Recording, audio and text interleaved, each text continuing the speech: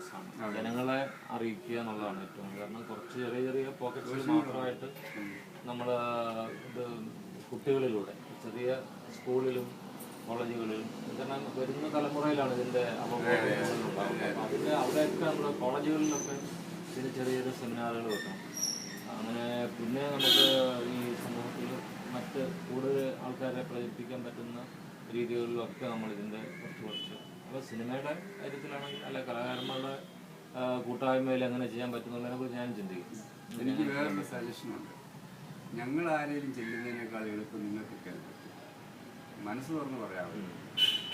ഈ കോളേജിലോ സ്കൂളിലോ ഞങ്ങൾ പോയി മുട്ടിയിട്ടുള്ളൂ. അപ്പോൾ ഈ ഗാന്ധി സ്മാരക കേന്ദ്രത്തിൻ്റെയൊക്കെ കെയർ ഓഫിലാണ് പോവുക. അപ്പോൾ അവർ പറയും ഞങ്ങൾക്ക് ടൈറ്റ് ഷെഡ്യൂളാണ്, ഇതിനൊന്നും നേരെയില്ലാണ്. അതേസമയത്ത് നിങ്ങൾ ആരെങ്കിലും ഒരാളാണ് ചെല്ലുന്നതെങ്കിൽ അവരതിന് തയ്യാറാണ്. നമുക്ക് ഏതെങ്കിലും ഒരു കോളേജോ ഒരു സ്കൂളോ നമുക്ക് കിട്ടുമെന്ന് നോക്കാം. എന്നിട്ട് അത് വെച്ചിട്ട് നമുക്ക് അടുത്ത സ്കൂളിലൊക്കെ പഠിക്കുന്നതല്ല.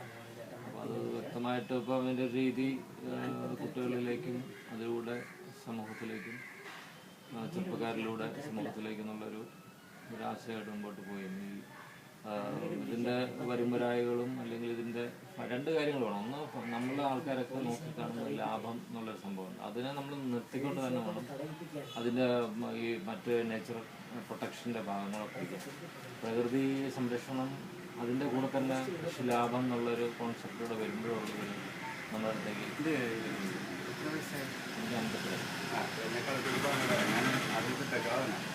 പേര് വിളിച്ചാൽ മതി. അതായത് ഈ 2 ആഴ്ച മുമ്പ് കൊയ്തു എന്ന് പറയുന്ന പാടം 2 ഏക്കറാണ്.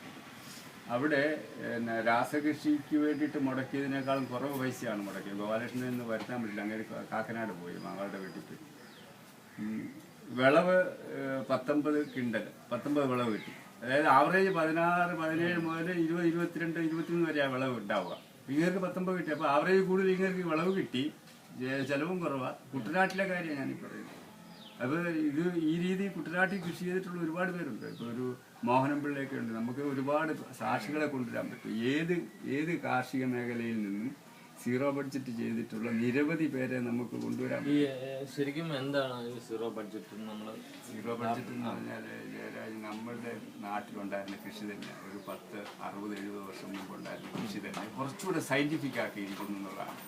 അതായത് ഇപ്പോൾ നമുക്കിവിടുത്തെ ഈ ഹരിത വിപ്ലവം വരുന്നതിന് മുമ്പ് എല്ലാ കൃഷികളും എല്ലായിടത്തും, നമ്മൾ പ്രത്യേകിച്ച് ഭാരതത്തിൽ നമ്മുടെ തനത് നാടൻ പശുക്കളെ അവരുടെ ചാണകം മൂത്രം പോലും അന്ന് അത്ര വ്യാപകമായിട്ട് ഉപയോഗിച്ചിരുന്നു എനിക്ക് തോന്നുന്നില്ല. കാരണം കൂടൊന്നും അത്ര പ്ലാന്റ് ആയിരുന്നില്ലല്ലോ. നമ്മുടെ മൂത്രമൊക്കെ അത് വഴിക്ക് പോവുകയുള്ളൂ. പക്ഷെ ചാണകം മാത്രം ഉപയോഗിച്ചല്ലായിരുന്നു കൃഷി.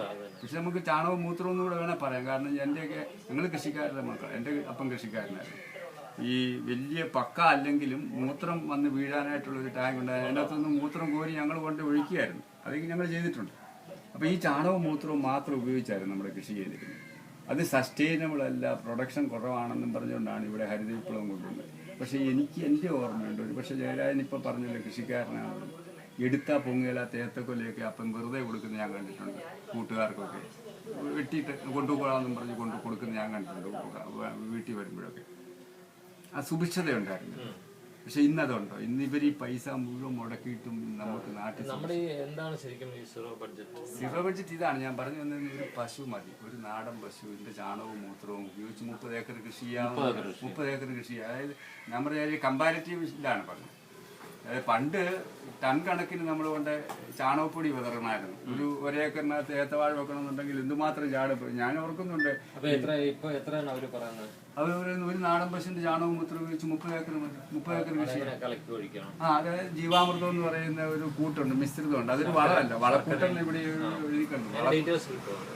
ഇതെല്ലാം തന്ന് കൊണ്ടുവന്നിട്ടുണ്ട് ഞാനത്. ഇപ്പൊ ജയരാജിന് ഈ കംപ്ലീറ്റ് ഇതിനെ പറ്റിയുള്ള ഒരു ധാരണ ഉണ്ടാകാനായിട്ട് നോക്കും. ഇതിനകത്ത് ഞാൻ പറഞ്ഞിപ്പം മുമ്പേ നമ്മൾ ഡിസ്കസ് ചെയ്തില്ലേ ആരോഗ്യത്തിൻ്റെ അതുമായിട്ട് ബന്ധമായിട്ടുള്ള ഇതാണ്. ഇത് ഡോക്ടർ പ്രിപ്പയർ ചെയ്തതാണ്. ഇതൊരു സ്പിരിച്വൽ ഫാമിംഗ് എന്നുള്ള ഡോക്ടറുടെ ഒരു ആഗ്രഹം. ഇതാണ് ഇപ്പോൾ ഈ പറയുന്ന കൃഷി രീതിയിൽ നമ്മൾ ഈ ജീവാമൃതം എന്നൊക്കെ പറയുന്നത് അതെന്താ എങ്ങനെ ഉണ്ടാക്കേണ്ടതെന്നൊക്കെ ഉള്ളത്. ഇത് ഞങ്ങൾ ഒരു ഇവിടെ എന്തുകൊണ്ടാണ് നമ്മുടെ രാജാക്കന്മാരെയൊക്കെ ഹൈലൈറ്റ് ചെയ്ത് ഇപ്പം എന്ന് ചോദിക്കാം. ഈ ജനാധിപത്യ വ്യവസ്ഥയിൽ അധികാരം ഇല്ലാത്ത കൊണ്ട് എന്താണെന്ന് ചോദിച്ചാൽ വേറൊന്നുമല്ല.